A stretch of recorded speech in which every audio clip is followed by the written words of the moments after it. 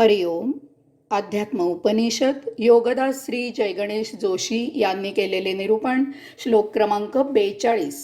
ब्रह्मण्येव विलीनात्मा निर्विकारो विनिष्क्रियः ब्रह्मात्मनो शोधितयोरेक भावाव गाहिनी.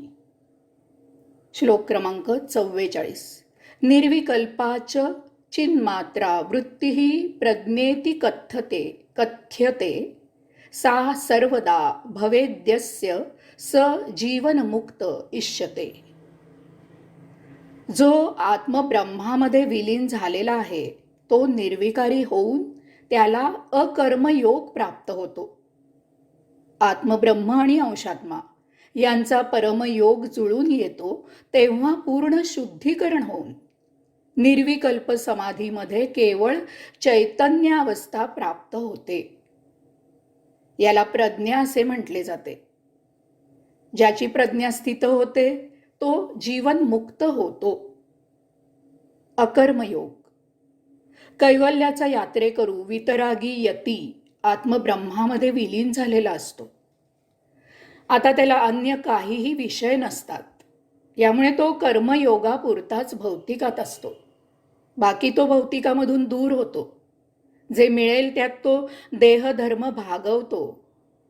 त्याचा कसलाही अट्टाहास नसतो. त्याला कसलीही अभिलाषा नसते. त्याला कसलीही अपेक्षा नसते. यामुळे तो निर्विकारी होतो. त्याच्या मनाला कसलेही विकार शिवत नाहीत. त्याच्या देहाला कसलेही जराही आकर्षण नसते. त्याच्याकडून कर्मयोग आपोआप केला जातो. त्याचा मीपणा अहंकार पूर्णपणे गळून पडतो. कर्म करायचे म्हणून त्याच्याकडून कर्म होत असते. त्यात व्यवहार मुळीच नसतो. त्याला कर्म केल्याची भावना नसते. जसे देहामध्ये अन्नपचन होते, रक्ताभिसरण होते, तसेच त्याच्याकडून कर्म केले जाते. याला येथे आत्मब्रह्मात विलीन होणे म्हणजे भौतिकापासून दूर होऊन विशेष प्रकारे आत्मब्रह्मात स्थित होणे असे म्हटलं आहे. कर्म तर करायचे परंतु ते विकाररहित करायचे. हा अकर्मयोग असतो. प्रज्ञा.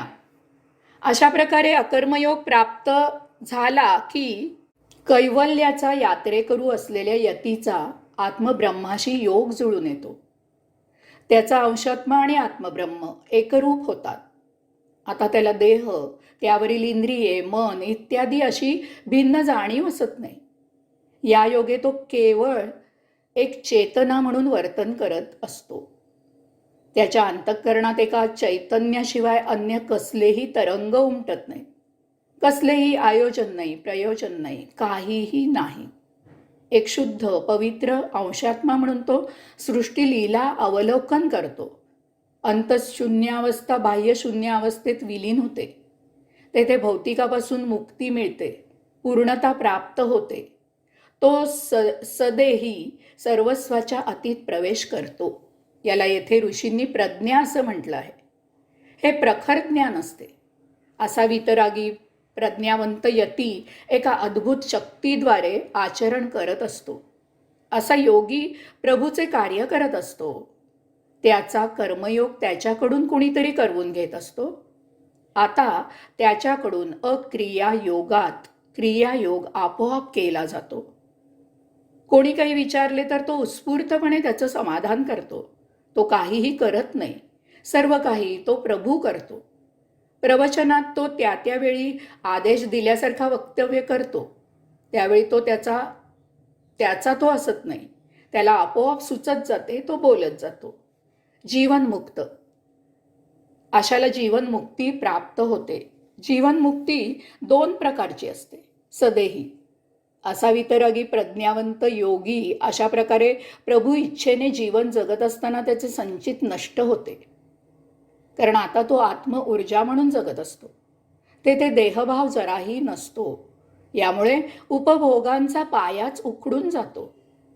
तेथे कसले उपभोग, कसले गतसंचित,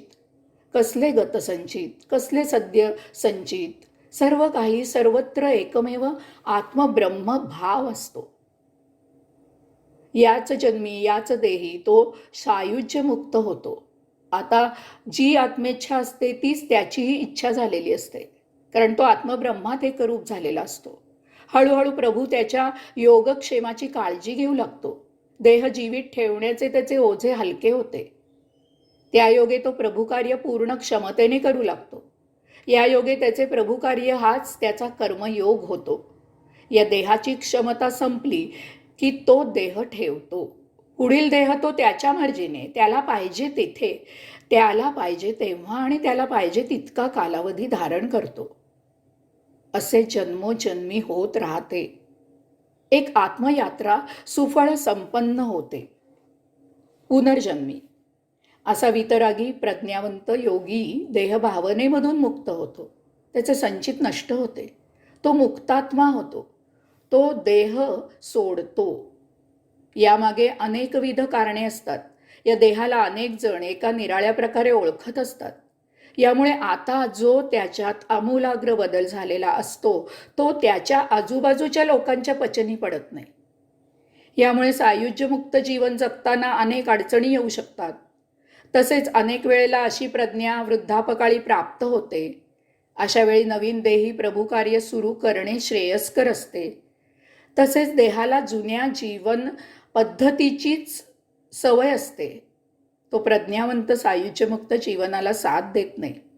यामुळे त्याचा त्याग करून नवीन देह धारण करणे योग्य असते. या अशा विविध कारणांमुळे प्रज्ञावंत योगी जीवनमुक्त होऊन पुनर्जन्म स्वीकारतो आणि सायुज्यमुक्त म्हणून जीवन जगत प्रभू कार्य करू लागतो. हरिओम.